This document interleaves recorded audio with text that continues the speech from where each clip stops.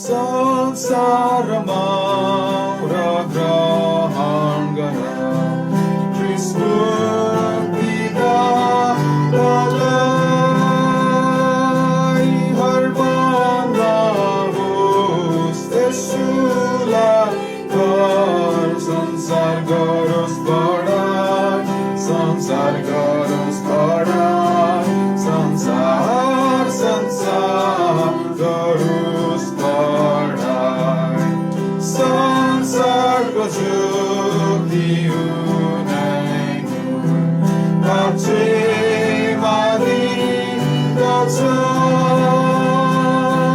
संसारमा आफ्नो प्रेम उनले प्रकट गर्छ आफ्नो स्वर्गीय प्रेम आफ्नो अनमोल प्रेम अनन्त अनन्तको महान प्रेम खुसी मनाऊ क्रिस्ट प्रभु सब जन र सबै प्राण समुद्र र पहाड र खोला र मैदान गाउँ स्तुतिको गीत गान गाउँ स्तुतिको गीत गान गाउँ स्तुतिको गीत गान। अब चाहिँ भने हामी बाँकी भाग मण्डलीको पास्टरलाई म यहाँ अगाडि स्वागत गर्छु। म चाहिँ बिदा हुन्छु। सबैलाई जय मसीह। हुन्छ, यहाँहरू सबैलाई हार्दिक हार्दिक जय मसीह। वचनको लागि आदर्शलाई स्वागत गर्छौँ र त्यस पछाडि फेरि हामी अन्तिम वचन गाएर सभा अन्त गर्न तपाईँहरू लाग्नेछौँ। हुन्छ, आदर्शलाई हामी स्वागत गर्छौँ। र हामी आज मर्कुसको पुस्तकमा पल्टाउँ र मर्कुसको पुस्तक 4 अध्याय र 35देखि 41को खण्डलाई हामी पहिला पढौँ। मर्कुस 4 अध्याय 35देखि 41को खण्डमा र सबैलाई जय मसीह छ र सबैलाई चाहिँ तपाईँ सबै सन्चै आरामै हुनुहुन्छ होला र प्रभु धन्यवाद होस्। यो समयहरूको लागि हामी वचनबाट सुन्न सिक्ने अवसरहरू पाइरहेका छौँ कठिन परिस्थितिमा पनि। र आज हामी मर्कुसको 4 अध्याय 35 पददेखिको यस खण्डलाई अध्ययन गरौँ र प्रभुले हामीलाई यसबाट सिकाउनु भएको र उहाँको आवाज हामी सुनौँ। लेखेको छ हेर्नुहोस् 35 पदमा, मर्कुस 4 अध्याय 35 पद। अनि त्यही दिन साँझ परेपछि उहाँले तिनीहरूलाई भन्नुभयो, लौ हामी पारीपट्टि जाउँ। अनि भिडलाई बिदा दिएपछि तिनीहरूले उहाँलाई जस्तो उहाँ डुङ्गामा हुनुहुन्थ्यो त्यस्तै नै लिएर गए। अनि उहाँका साथमा अरू साना साना डुङ्गा पनि थिए। अनि एउटा ठुलो आँधी चल्यो र छालहरू डुङ्गामाथि बजारिए। यसो हुँदा त्यो अब पानीले भरियो। अनि उहाँ चाहिँ जहाजको पछिल्लो भागमा सिरानीमा सुत्नुभएको थियो। अनि तिनीहरूले उहाँलाई बिउजाए र उहाँलाई भने, हे गुरु, हामी नष्ट भइरहेछौँ, के तपाईँ वास्ता गर्नुहुन्न? अनि उहाँ उठ्नुभयो र बतासलाई हकार्नुभयो अनि समुद्रलाई भन्नुभयो, चुप लाग, शान्त हो। अनि बतास थामियो र एकदमै शान्त भयो। अनि उहाँले तिनीहरूलाई भन्नुभयो, तिमीहरू किन यसरी डराउँछौ? तिमीहरूसँग विश्वास छैन? कसरी? अनि तिनीहरू साह्रै डराएर आपसमा भने, यहाँ त कस्तो किसिमका मानिस हुनुहुँदो रहेछ। बतास र समुद्रले पनि उहाँको आज्ञा पालन गर्दा रहेछन्। र हामी यो घटना यहाँ पाउँदछौँ कि येशू ख्रिस्टले चाहिँ भर्खरै विभिन्न कुराहरू सिकाइरहनु भएको थियो। त्यहाँ ठुलो भिड उपस्थित भएको थियो त्यस समुद्रको किनारमा। र अब उहाँले चाहिँ भन्नुहुन्छ हामी पारीपट्टि जाउँ। अनि जाँदै गर्नुहुँदा त्यहाँ ठुलो आँधी चाहिँ चलेको हामी पढ्दछौँ। डुङ्गा चाहिँ पानीले भरिएको अवस्था छ र अवश्य पनि चेलाहरू आत्तिएका छन्, डराएका छन् र यो डरलाग्दो भयङ्कर अवस्था थियो। र चेलाहरू चाहिँ धेरैजसो सबैजना एकदम पोख्त डुङ्गा चालकहरू थिए। उनीहरू धेरै जस्तो मछुवाहरू थिए। डुङ्गा चलाउन उनीहरू राम्रै जान्दथे र उनीहरू अनुभवी पोख्त डुङ्गा चालकहरू समेत आत्तिएको अवस्था थियो त्यो। त्यसैले यो अवस्था साँच्चै डरलाग्दो थियो। आँधी चल्यो, छाल डुङ्गामाथि बजारियो भनेको छ 37 पदमा। यसो हुँदा त्यो अब पानीले भरियो। अब पानीले भरिएपछि त अब डुब्दै जाने हो अवश्य पनि। डराएका छन्, आत्तिएका छन्।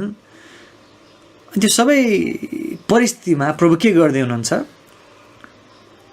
उहाँ त पछिल्लो भागमा सिरानीमा सुत्नु भएको थियो भनिएको छ। सिरानी लगाएर मजाले उहाँ सुतिरहनु भएको छ। अनि उहाँलाई बिउजाएर उहाँलाई भने, हे गुरामी नष्ट भइरहेछौँ, के तपाईँ वास्ता गर्नुहुन्न?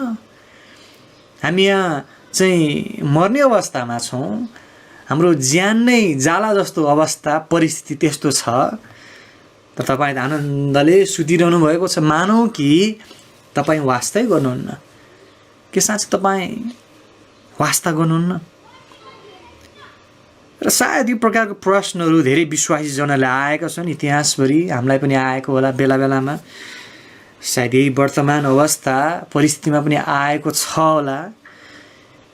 हे प्रभु, सायद हामी भन्छौँ हामी नष्ट भइरहेछौँ, के तपाईँ वास्ता गर्नुहुन्न?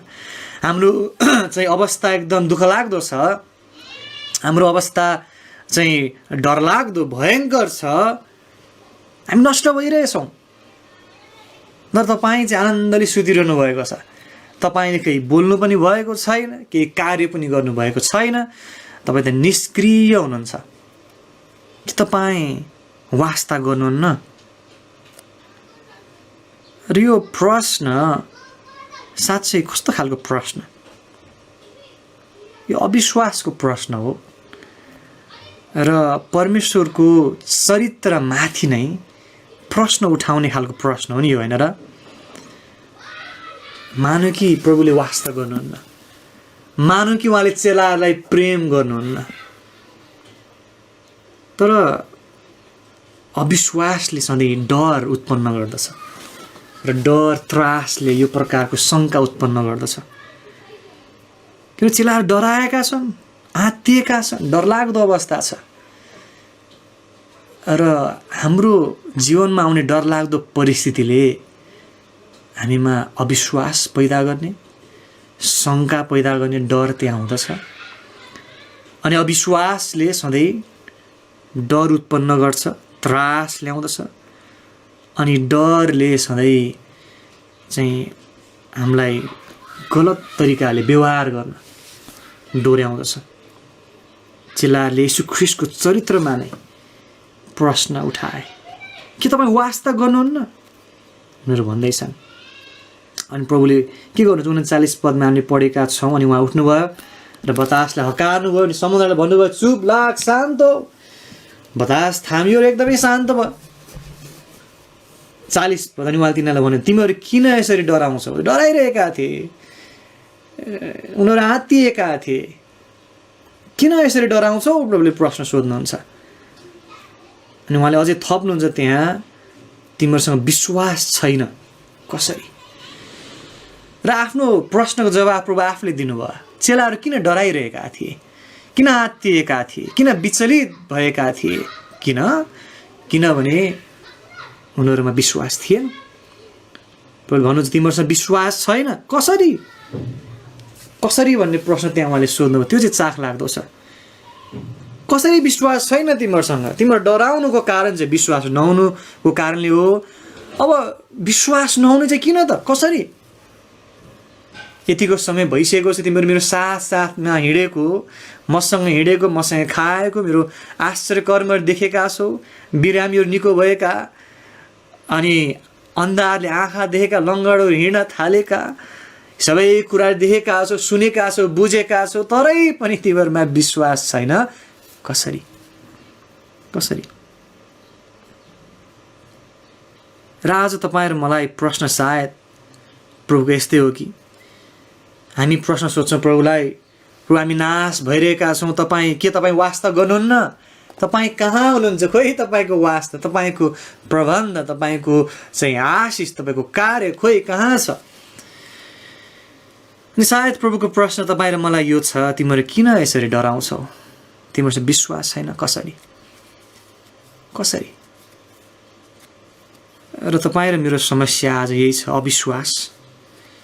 र प्रभुले हामीलाई सहायता गर्नुभएको होस्। विश्वास धेरै पटक नहुने रहेछ। प्रभु सँगसँगै हामी हिँडिरहेका छौँ, प्रभुको वचनबाट सुनिरहेका छौँ, आफ्नै जीवनमा प्रभुले कसरी विगतमा अचम्मको कार्यहरू गर्नुभयो त्यो हामीले देखेका छौँ, हामीलाई थाहा छ। तर पनि फेरि नयाँ परिस्थिति, नयाँ चाहिँ डरलाग्दो घटना आउँदा हामी फेरि डराइहाल्छौँ, आत्तिहाल्छौँ। अहिले कोभिड-19 कोरोना भाइरसको त्रास छ, अनि विभिन्न घटी कमीहरूको अवस्था होला, स्वास्थ्यको क्षेत्रमा, आर्थिक अवस्था, विभिन्न क्षेत्रहरूमा हाम्रो आफ्नो घटी कमीहरू छन्, हाम्रो आफ्नो कथा व्यथाहरू छन्, अनि हामी डराउँछौँ। तर भन्नुहुन्छ किन तिम्रो विश्वास छैन? कसरी? चेलाहरू किन डराएका थिए? डराउनु पर्ने आवश्यकता के त्यहाँ थियो र? तपाईँले हेर्नुहोस् त 35 पद, अरू कुरालाई हामीले कहिले काहीँ याद गर्दैनौँ, तर यहाँ लेखेको छ प्रष्टसँग 35 पदमा, अनि त्यही दिन साँझ परेपछि उहाँले तिनीहरूलाई भन्नुभयो, येशू क्रिस्टले भन्दै हुनुहुन्छ, के भन्नुभयो उहाँले? लौ हामी पारिपट्टि जाउँ। त्यहाँ मैले आफ्नो बाइबलमा चिन्ह लगाएको छु, तपाईँले चिन्ह लाउन सक्नुहुन्छ। हामी पारिपट्टि जाउँ। प्रभुले भन्नुभएको थियो हामी पारिपट्टि जानेछौँ। हामी यही चाहिँ तालमा होइन, त्यो गालिल समुद्रको बिचमै हामी मर्नेवाला छैनौँ। उहाँले भन्नुभयो हामी पारिपट्टि जाउँ। प्रभुको उद्देश्य, उहाँको योजना के थियो? पारिपट्टि जानु। अनि त्यो उहाँको योजना उद्देश्य उहाँले प्रकट गरिसक्नु भएको थियो। अहिले सुरुमै भन्नु 35 पदमा, लौ हामी पारिपट्टि। अनि हामी भन्ने शब्दले तपाईँले त्यहाँ गोलो लाउनुहोस्, हामी। चेलाहरूमध्ये कोही पनि चाहिँ त्यो गालिल समुद्रमा डुबेर मर्नेवाला थिएन। हामी पारिपट्टि जाउँ। येशू ख्रीष्ट मात्रै जीवित भएर पारिपट्टि जाने अवस्था त्यो कुरा होइन। हामी पारिपट्टि जाउँ। सबैजना सुरक्षित साथ पारिपट्टि पुग्ने वाला थियो। प्रभुको योजना त्यो थियो, अनि त्यो योजना उहाँले प्रकट पनि गर्नुभएको थियो, लुकाउनु भएको थिएन। भन्नुभएको थियो प्रष्टसँग, लौ हामी पारिपट्टि जाउँ। प्रभुको योजना छ, हामी पारिपट्टि जाँदैछौँ, र उहाँको त्यो योजनालाई हामी विश्वास गर्दै अघि बढ्छौँ। उहाँको योजना पुरा भएरै छाड्छ। त्यो बुझाइ, विश्वास हुनु आवश्यक थियो। प्रभुले त्यो विश्वासको माग गर्नुहुन्थ्यो। तर चेलाहरूले बुझ्न सकेनन्। जब बाधा आयो, कठिनाइ आयो, बाधाको कारणले गर्दा उनीहरूले बाचालाई बिर्सिए होइन र? भएको त्यही होइन त? जब आँधी हुरी बतास आयो, त्यो बाधा उनीहरूले देखे, तब येशू ख्रीष्टको बाचालाई उनीहरूले बिर्से। उहाँले भन्नुभएको थियो, लौ हामी पारिपट्टि जाउँ। र यो सत्यता हाम्रो जीवनमा धेरै पटक हुँदो रहेछ। हामीले अनुभव गर्छौँ। जब बाधाहरू आउँछन्, हामी परमेश्वरको बाचालाई बिर्सन्छौँ। तर प्रभुले हामीलाई सहायता गर्नुभएको होस् र हामी यस विषय होसियारी हौँ कि बाधाहरूले बाचालाई नचेकोस्। बाधाहरूको कारणले गर्दा हामी बाचालाई नबिर्सौँ। परमेश्वरको बाचा कि हामीसँग प्रशस्त छैन र? सबै कुरा मिलेर भलाइ उत्पन्न हुन्छ भन्नुभएको छ। उहाँसँग हाम्रो साथमा हुनुहुने उहाँले बाचा दिनुभएको छ।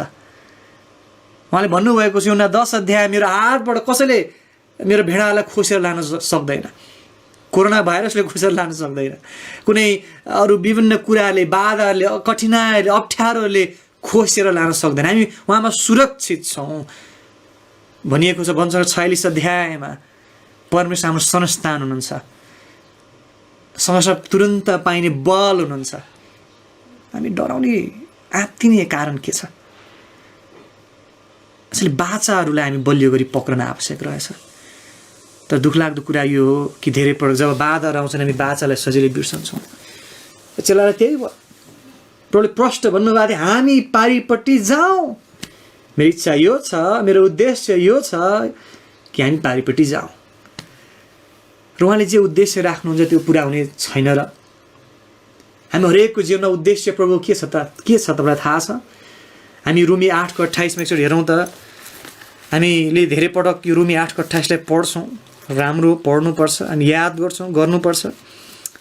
रोमी 8:28 लेखेको छ, अनि हामी जान्दछौँ परमेश्वरलाई प्रेम गर्नेहरूका निम्ति सबै कुरा मिलेर भलाइ नै उत्पन्न गर्दछन्, उनीहरूको निम्ति जो उहाँकै मनसाय अनुसार बोलाइएका छन्। त्यो पछिल्लो भागलाई हामी नबिर्सौँ। उहाँकै मनसाय अनुसार, अर्थात् उहाँको मनसाय छ, उहाँको उद्देश्य निश्चित योजना त्यहाँ छ। धेरैपल्ट हामी त्यो माथिल्लो भागलाई मात्र विचार गर्छौँ, प्रभुलाई प्रेम गर्नलाई भलाइ हुन्छ र सबै कुरा मिलेर भलाइ हुन्छ, हामी आत्तिनु पर्दैन। तर उहाँको इच्छा पुरा गर्नको लागि त्यो भलाइहरू हुने हो। उहाँको मनसाय त्यहाँ छ। उहाँको मनसाय के हो? उहाँको इच्छा के हो त? हेर्नुहोस् 29 पद, किनभने जसलाई उहाँले पहिले नै जान्नुभएको थियो उनीहरूलाई चाहिँ आफ्नै पुत्रको रूपमा ढालिउन् भनेर उहाँले उनीहरूलाई पहिले नै ठहराउनु पनि भयो, यसैले कि उहाँ चाहिँ अनेकौँ भाइहरूका बिचमा जेठा हुन्। परमेश्वरको मनसाय के हो त तपाईँ र मेरो, हामी विश्वासीहरूको लागि? हामीलाई उहाँको पुत्रको रूपमा ढाल्नु, येशू ख्रीष्ट जस्तै बनाउँदै लानु, त्यो मनसाय उहाँको छ।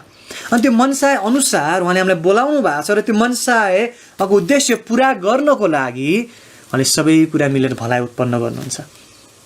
कुरा त्यो रहेछ, मेरै आनन्दको लागि, मेरै रमाहटको लागि, मेरै चाहिँ सबै कुरा मलाई राम्रो होस् भन्नको लागि उहाँले सबै कुरा मिलेर भलाइ उत्पन्न गर्नुहुन्छ, त्यो होइन। तपाईँ र मेरो जीवनमा प्रभुको उद्देश्य के छ? हामी आनन्दले बसौँ, हामीलाई सुख शान्ति आनन्द होस् सधैँ, हो त्यो पनि छ, त्यो पनि हुँदछ, तर त्यो चाहिँ साइड इफेक्ट्स अथवा त्यो चाहिँ मुख्य कुरा होइन। तर जब प्रभुको उद्देश्य हाम्रो जीवनमा पुरा हुन्छ त्यो कुराहरू पनि आउँछन्।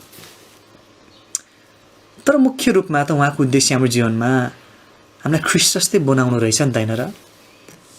र ख्रीष्ट जस्तै बनाउनको लागि उहाँले हाम्रो जीवनमा विभिन्न परिस्थितिहरू आउन दिनुहुन्छ, चाहे राम्रो परिस्थिति चाहे नराम्रो परिस्थिति, चाहे राम्रो दिन चाहे नराम्रो दिन,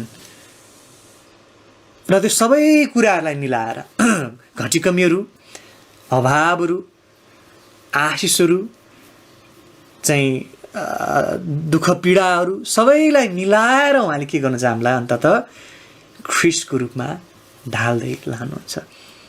ती कठिनाइहरूद्वारा हामीलाई अन्ततः ख्रीष्टको रूपमा हामीलाई ढाल्नुहुन्छ, त्यो भन्न खोजिएको रहेछ यहाँ।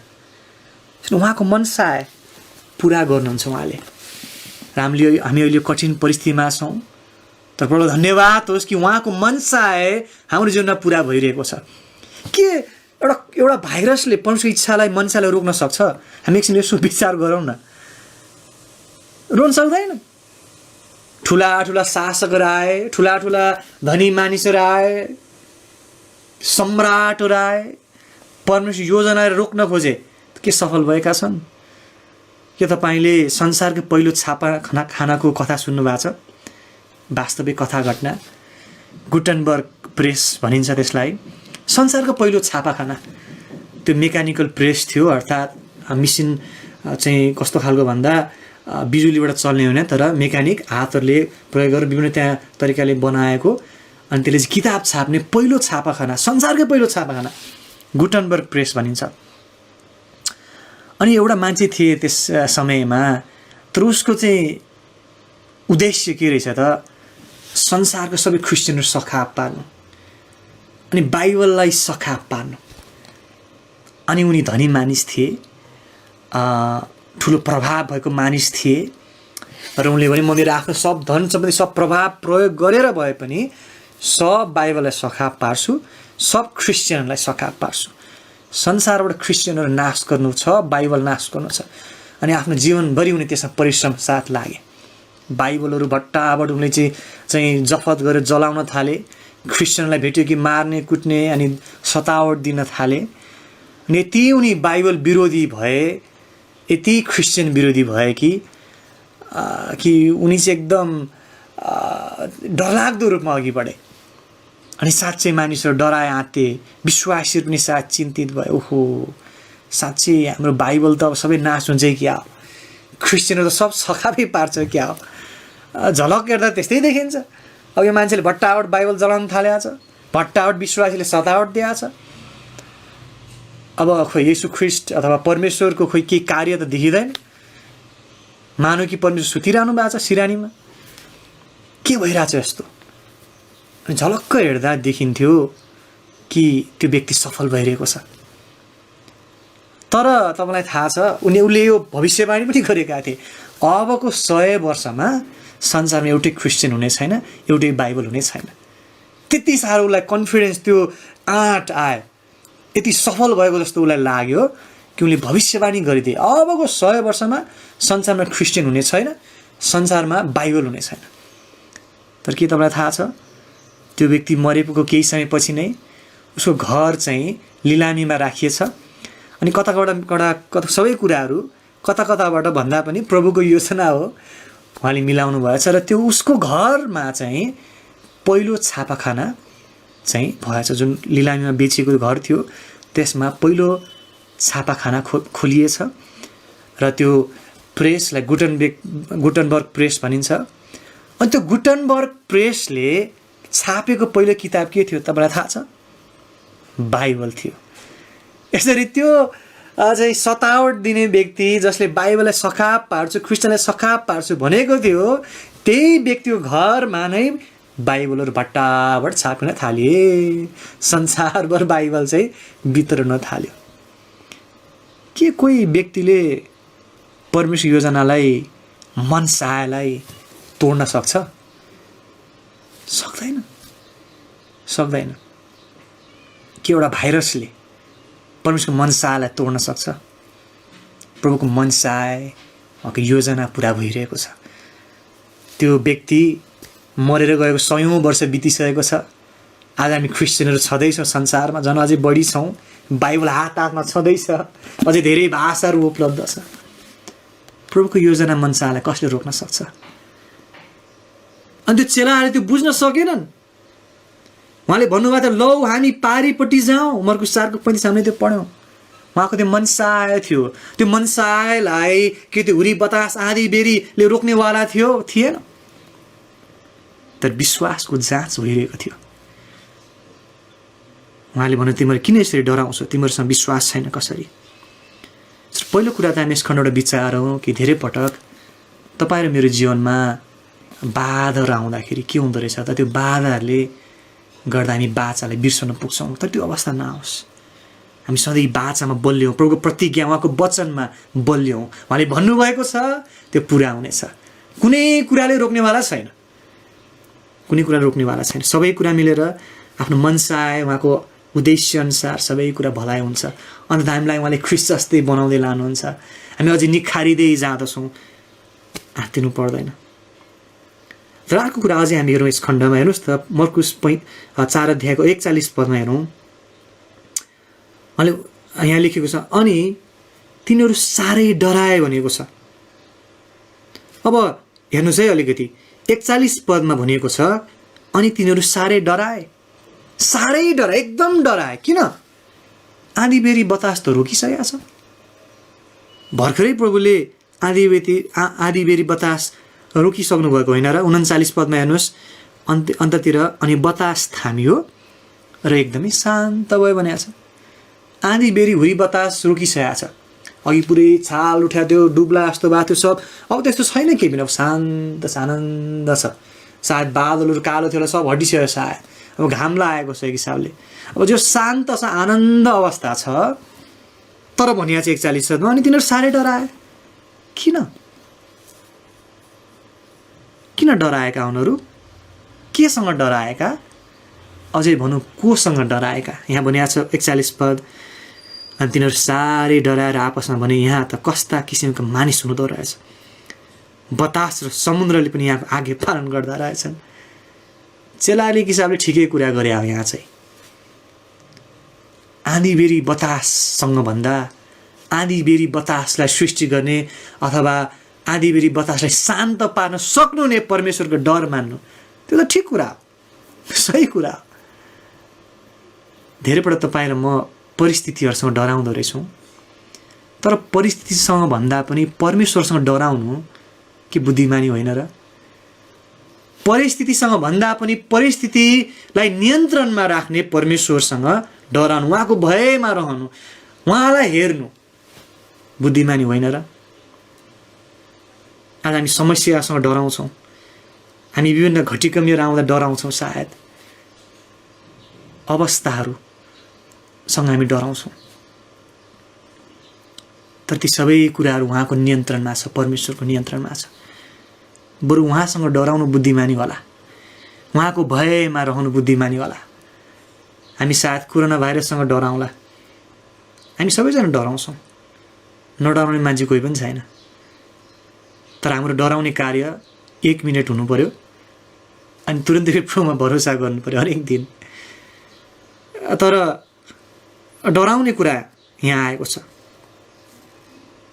र डर, हाम्रो भय चाहिँ परमेश्वरमाथि, उहाँमाथि डराउनु अथवा डर भन्ने कुरा चाहिँ कस्तो रहेछ भने जुन कुरासँग हामी डराउँछौँ त्यसले हामीलाई अधीनमा राख्दछ, त्यो वास्तविकता हो। जुन कुरासँग हामी डराउँछौँ त्यसले हामीलाई अधीनमा राख्छ। र चेलाहरू चाहिँ ती आँधी बतास हुरीसँग डराइरहेका थिए, त्यो परिस्थितिसँग डराइरहेका थिए, अनि त्यो परिस्थितिले उनीहरूलाई नियन्त्रणमा राखेको थियो, परिस्थितिले उनीहरूलाई दबाएको थियो र त्यो उचित थिएन। तर प्रभुसँग डराउनु, उहाँको भयमा जिउनु, उहाँले हामीलाई नियन्त्रणमा राख्नु, उहाँको अधीनमा जिउनु, त्यो राम्रो कुरा हो। उनीहरू प्रभुसँग डराउन थाले, तिनीहरू साह्रै डराए। परिस्थितिसँग होइन, परमेश्वर डराउनु बुद्धिमानी हो। र यो विभिन्न कठिनाई परिस्थिति आउँदा हामी परमेश्वरको डरमा जिइरहौँ, प्रभुको भयमा हामी जिइरहौँ। परिस्थितिसँग हामी डराउनु पर्दैन, हामी परमेश्वरको भयमा जिउँदछौँ, उहाँको अधीनमा जिउँदछौँ। हामी परिस्थितिहरू कठिनाइसँग डराउनु पर्दैन। र अझै अर्को कुरा पनि देख्छौँ यहाँ, अर्को कुरा हामी के देख्दछौँ भन्दा 41 पदमै छ कि यहाँ भनिएको छ, अनि तिनीहरू साह्रै डराएर आपसमा भने यहाँ त कस्ता किसिमको मानिस हुनुहुँदो रहेछ, बतास र समुद्रले पनि यहाँको आगे पालन गर्दा रहेछन्। त्यो दिन चेलाहरूले एउटा कुरा सिक्न पाए। उनीहरूले के सिके थाहा छ? उनीहरूले सिके कि येशू ख्रीष्टले आँधी बेरी बतासलाई पनि नियन्त्रणमा राख्नुहुन्छ। उनीहरूले थाहा पाए, सायद उनीहरूले थाहा पाएका थिए कि येशू ख्रीष्टले बिरामीलाई निको पार्न सक्नुहुन्छ, येशू ख्रीष्टले चाहिँ अन्धालाई देख्ने पार्न सक्नुहुन्छ, येशू ख्रीष्टले हिँड्न नसक्ने लङ्गडालाई हिँड्ने बनाउन सक्नुहुन्छ। र अझै नयाँ कुरा उनले सिके भनौँ येशू ख्रीष्टको विषयमा त्यस घटनाबाट कि हो येशू ख्रीष्टले आँधी बेरी हुदी बतासलाई पनि शान्त पार्न सक्नुहुँदो रहेछ। येशू ख्रीष्टको ज्ञानमा अझै उनीहरू बढे। र साँच्चै परीक्षाहरू, यो प्रकारको घटनाहरू सजिलो हुँदैनन्, तर त्यसैमा हामी प्रभुलाई अझै थप चिन्दछौँ, हामी उहाँको ज्ञानमा अझै बढ्दै जाँदो रहेछौँ। त्यस्तो घटनाहरूले, परिस्थितिहरू, परीक्षाहरूद्वारा हामी अझै प्रभुको ज्ञानमा बढ्दै जाँदो रहेछौँ। ओहो, प्रभुले साँच्चै घटिका मेरो पुरा गर्नु पो हुँदो रहेछ। ओहो, प्रभुले विजय दिनुहुँदो रहेछ परिवारको अवस्थाहरूमा, परीक्षाहरूमा। हामी अझै प्रभुको ज्ञानमा बढ्दै जान्छौँ। र यो अहिलेको यो कठिन परिस्थिति माथिसले पहिलो कुरा त तपाईँ र म प्रभुको बाचामा बलियो रहौँ, बाधाले बाचालाई नछेकोस्, अनि परिस्थितिसँग डराउने होइन, परमेश्वरको भयमा जिइरहौँ। र साथै यो समय अझै प्रभुको ज्ञानमा बढ्ने समय हो। उहाँले आफूलाई अझै प्रकट गर्नुहुन्छ, आफ्नो महानता प्रकट गर्नुहुन्छ सबै परिस्थिति बिचमा। र अन्त हाम्रो विश्वासमा वृद्धि आएको होस्। प्रभुले भनेको तिमीहरू किन यसरी डराउँछौ 40 तिमीहरूसँग विश्वास छैन। कसरी? विश्वासको अभावको कारणले गर्दा, कमीको कारणले गर्दा उनीहरू आत्तिएका थिए, डराएका थिए। र आज तपाईँहरू मेरो विश्वासको वृद्धि हुन आवश्यक छ। विश्वासमा अझै हामी बलियो हुनु छ। र यही परिस्थिति, कठिनाइहरू बिचमा हामी अझै विश्वासमा बलियो हुँदै जाँदछौँ। र हामी धेरैपटक सोचौँला, हे प्रभु, हे गुरु, हामी नष्ट भइरहेछौँ, के तपाईँ वास्ता गर्नुहुन्न? र त्यस्तो परिस्थिति आउला धेरै पटक तपाईँको जीवनमा आएको छ, पहिला विगतमा आइरहेको छ, अहिले वर्तमानमा आउनेवाला छ, भविष्यमा। हामी हरेक वास्तवमा विश्वासीहरूको आफ्नो समस्या छ।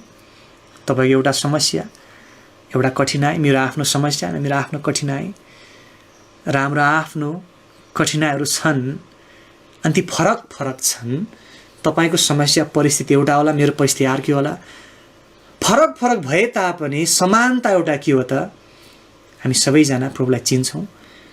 समानता यो कि हामी आत्तिनु पर्दैन। सबैमा प्रभुको उद्देश्य छ, इच्छा, योजना छ, विश्वासमा बलियो हुन आवश्यक छ। र त्यस्तो परिस्थिति आउँछन् कहिलेकाहीँ कि मानौँ कि प्रभु सुतिरहनु भएको छ, वास्ता गर्नुहुन्न, प्रभु तपाईँ कहाँ हुनुहुन्छ। विलियम बी स्टिभन्स भन्ने एकजना मान्छे थिए अमेरिकामा, जो चाहिँ पास्टर थिए, प्रभुको सेवा गर्थे र उनको 6 जना छोराछोरीहरू थिए। तर दुःखलाग्दो कुरा के भयो त, 6 जना छोराछोरीहरू नै उनको आँखाको अगाडि मरे। कति दुःखलाग्दो कुरा। 6 जनै छोराछोरी उनीभन्दा पहिला मरे।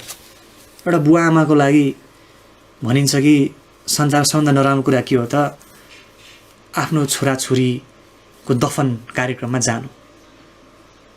त्यो जस्तो गाह्रो कुरा बुवा आमालाई अरू कुनै पनि हुँदैन भनिन्छ। सायद होला पनि हैन। र यो विलियम बी स्टिभन्स भन्ने मान्छे जो पास्टर थिए, प्रभु सेवामा लागेका व्यक्ति थिए, 6 जना छोराछोरी थियो र 6 जना छोराछोरीकै दफनमा उनी जानु पर्यो। र भनिन्छ एकपटक उनको एउटा छोराको अब 6 जना थियो र एकैचोटि मरेको होइन, पालै पिलो क्रमिक रूपमा। र एकजनाको मृत्यु हुँदा चाहिँ एकपटक के भएछ त, यति उनी पीडित थिए अनि उनी बोल्न पनि सक्दैन थिए। र दफन कार्यक्रममा अर्को एकजना व्यक्ति बोलिरहेका थिए अनि उनी त्यहाँ बसिरहेका थिए। र बस्ने क्रममा उनले चाहिँ आँखा यत्तिकै टाउको निहुराएर मात्रै बसिरहेको थिए भनिन्छ।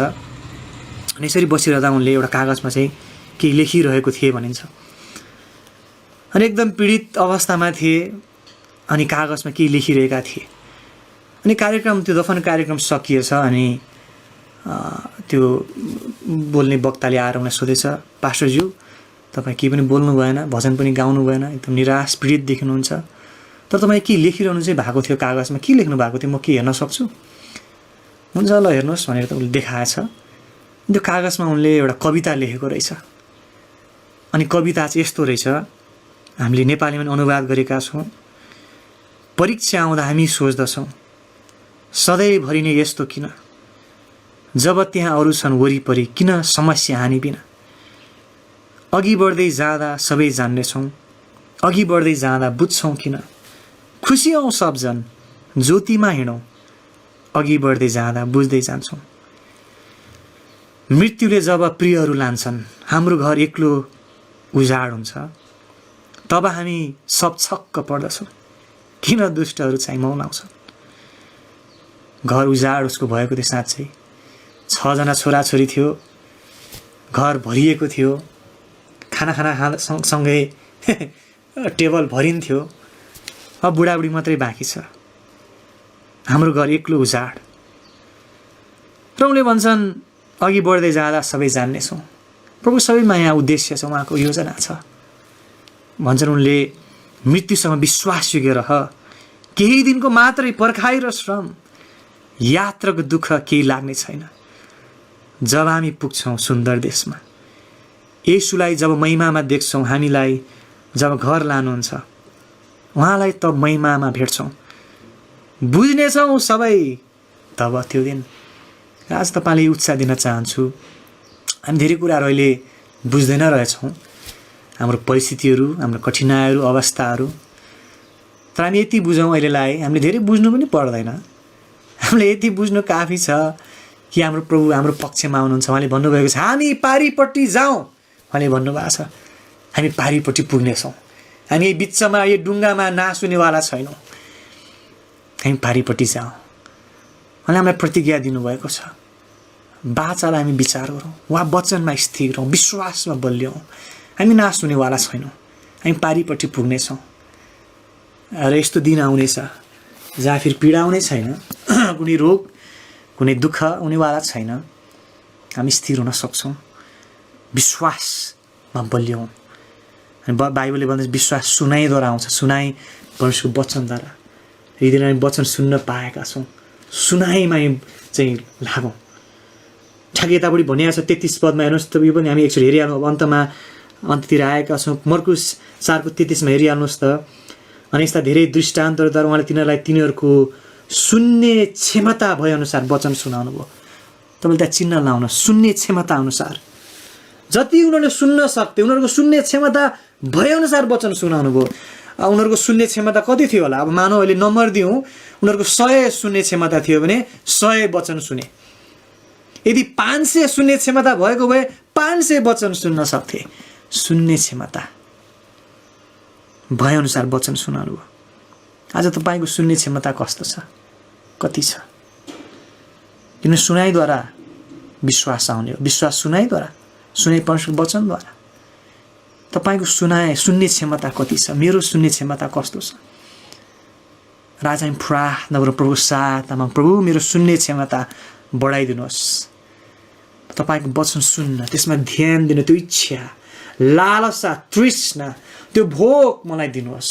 मैले सुनिसकेँ, वचन पुगिसकेँ, कति सुन्नु? म 15 वर्ष भइसक्यो विश्वासी भएको, 20 वर्ष भइसक्यो, सब सिकिसकेँ मैले, सिक्नु केही छैन बाँकी, सब सिकेँ। एउटा त्यही त हो नि कुरा, के होला? प्रभुले साथ गर्नुभएको होस्। जीवनभरि हामी सिक्नु छ प्रभुको अद्भुत वचनबाट। हाम्रो प्रार्थना हुन आवश्यक। प्रभु मेरो आँखाहरू खोलिदिनुहोस् ताकि तपाईँका अद्भुत वचनहरू म देख्न सकूँ, बुझ्न सकूँ, जान्न सकूँ। त्यो लालसा, तृष्णा तपाईँमा आओस्, ममा आओस्, अनि विश्वासमा बलि हुँदै जाउँ। बाधाले बाचालाई नछेकोस्। आउनुहोस् प्रभु, धन्यवाद होस् यस वचनको लागि। हुन्छ त सबैलाई जमिसी। परमेश्वर वचन हामीले सुनेका छौँ। मर्कुसको 4:35-41 र हामी आश्रित भएका छौँ यस वचन जो हामीले सुनेका छौँ। धेरैपल्ट हाम्रो अविश्वास हाम्रो बाधक हुन्छ र हामी हाम्रो प्रभु हाम्रो साथमै हुँदा पनि कसरी उहाँसँगै हामी समुद्रमा डुबौँला। धेरैपल्ट हामी अनौठो विचार गर्छौँ, शङ्का गर्छौँ। तर प्रभुले प्रश्न सोध्नुभयो, तिमीहरू किन डराउँछौ? तिमीहरूमा विश्वास छैन कसरी? प्रभुले हाम्रो अविश्वासमा सहायता गर्नुभएको छ। हामीलाई स्थिर सुदृढ पार्नुभएको होस्। आदर्शले भोल्तेयरको बारे बताउँदै थियो। भोल्तेयरको घर चाहिँ नै जेनेभा बाइबल सोसाइटीले लियो, जसबाट थुप्रै बाइबल छापे र त्यस प्रेसमा छापिएका बाइबलहरू यति महँगोमा बिक्री भए पछिल्लो समयमा। तर भोल्तेयर लेखेका थुप्रै ठिली मोटा किताबहरू एकदमै सस्तोमा मात्रै मान्छेले किन्थे, त्यो किन्नै मान्थे।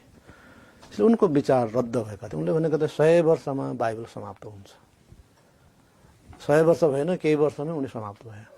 त बाइबल खडा भयो।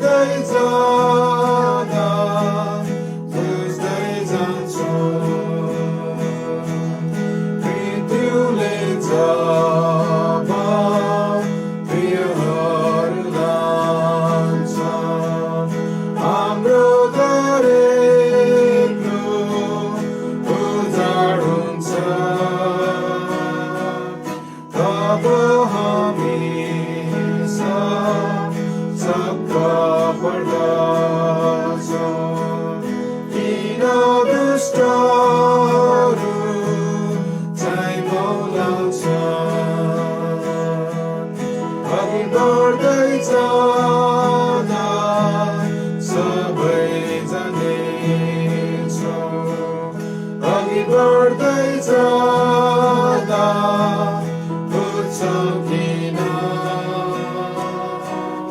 खुसी हौस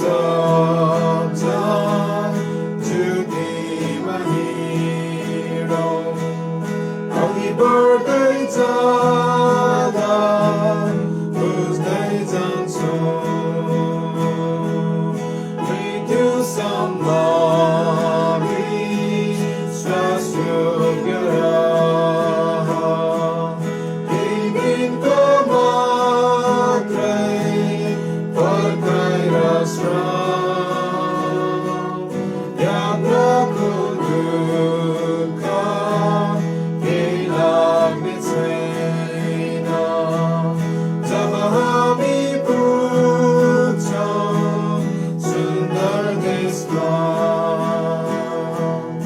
अघि बढ्दै जाँदा सबै जानेछौँ अघि बढ्दै जाँदा बुझ्छौ किन खुसी हौस जुदीमा हिँडौ अघि बढ्दै जाँदा बुझ्दै जान्छौ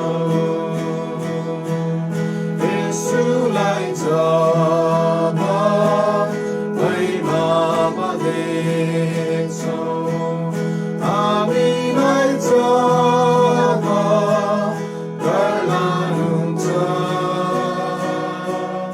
उहाँलाई तब महिमामा भेट्छौ बुझ्नेछौ सबै तब त्यो दिन अघि बढ्दै जाँदा सबै जानेछौ अघि बढ्दै जाँदा बुझ्छौ किन